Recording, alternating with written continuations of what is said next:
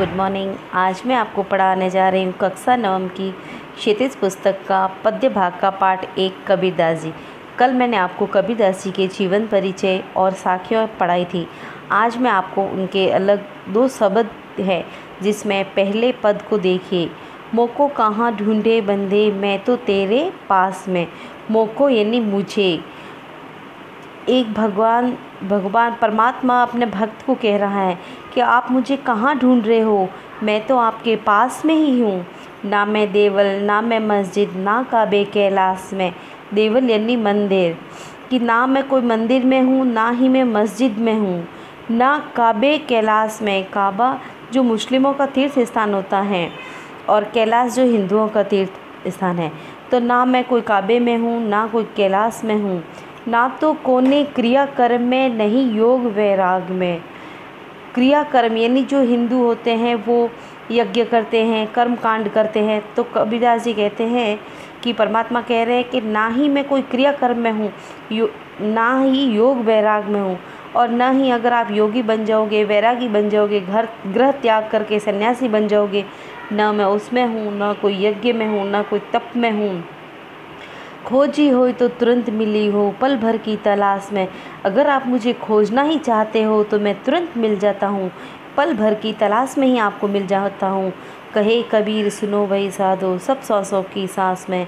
कबीरदास जी कह रहे हैं कि परमात्मा कह रहे हैं, हे साधो, हे सज्जन लोगों, अगर आपको मुझे ढूंढना ही है तो मैं एक पल भर में मिल जाता हूँ, क्योंकि मैं प्रत्येक के श्वास में हूँ और मैं आप सबके भीतर ही हूँ।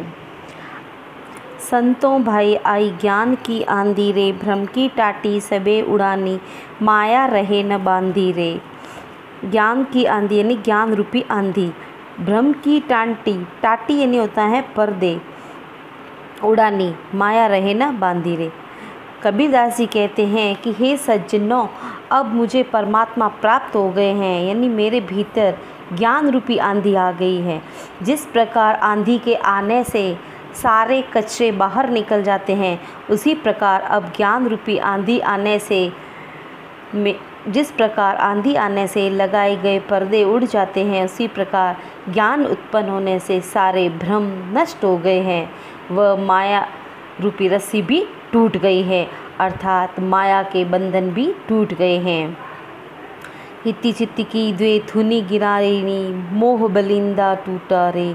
तृष्णा छाने परि घर ऊपरी, कुबुद्धि का भांडा फूटा रे। हित्ती चित्ती यानी लाभ हानि, द्वे यानी 2, थुनी यानी खम्बे, गिरानी यानी गिर गए, मोह बलिंदा टूटा रे। बलिंदा होता है, बलिंदा यानी छप्पर की जो मजबूत मोटी लकड़ी होती है, मोह।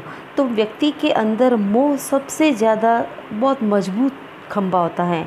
उसी प्रकार कहते हैं कि लाभ हानि, जिस प्रकार आंधी के वेग से छप्पर में लगे हुए खंबे गिर जाते हैं, उसी प्रकार लाभ हानि के 2 खंबे गिर गए हैं। और तृष्णा छानी परि घर ऊपरी, कुबुद्धि का भांडा फूटा रे। तृष्णा यानी तृष्णा, छानी यानी छप्पर, परि घर ऊपरी, परि यानी पड़ गया है, घरी ऊपरी यानी घर के ऊपर, कुबुद्धि का भांडा फूटा रे। कुबुद्धि दुर्बुद्धि अर्थात वासनाएं। तो कहते हैं कि जब आंधी आती है तो तृष्णा रूपी छप्पर भी गिर गया है और वो छप्पर पड़ गया है, और उस छप्पर के गिरने से जैसे ही झोपड़ी के अंदर पड़े बर्तन फूट जाते हैं, उसी प्रकार मनुष्य के भीतर जो दुर्बुद्धि रूपी वासना है वो भी समाप्त हो गई है। अब संतों जोग जुगती करी, संतों बांधी, निर्चू चूवे न पानी। जोग यानी योग, जुक्ति यानी युक्ति, निर्चु यानी थोड़ा भी, चूवे यानी रीसता है, न पानी यानी पानी। तो कबीरदास जी कहते हैं कि अब योग और युक्ति के माध्यम से संतों ने, सज्जन लोगों ने अपने शरीर का ऐसा निर्माण किया है, ऐसी झोपड़ी का निर्माण किया है कि अब उसमें वासना रूपी जल बिल्कुल भी नहीं टपकता है। निर्चु चूवे न पानी रे, यानी अब बिल्कुल भी पानी उसके अंदर नहीं टपकता है, अर्थात सभी वासनाओं का अंत हो गया है। कूड़ कपट काया का निकस्या, हरि की गति जब जानी रे। कूड़ कपट यानी काम, क्रोध, लोभ, मद, मोह, और यहाँ पे जो झोपड़ी के अंदर कचरा होता है, कूड़ा होता है वो। काया यानी शरीर, निकस्या यानी निकल गया, हरि की गति जब जानी रे।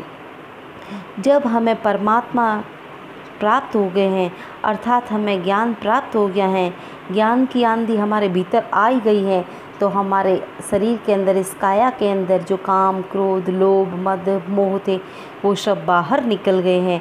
अर्थात तेज आंधी के आने से जो झोपड़ी में कचरा होता है वो बाहर निकल जाता है, उसी प्रकार ज्ञान रूपी आंधी आने से भीतर के मोह माया सब निकल गए हैं। हरि की गति जब जानी, हरि की गति यानी प्रभु की जब भक्ति के बारे में हमने जान लिया, परमात्मा को हमने प्राप्त कर लिया, तब ये काम हुआ। आंधी पीछे जो जल बूठा, बूठा यानी बरसा, प्रेम हरि जन भीना रे।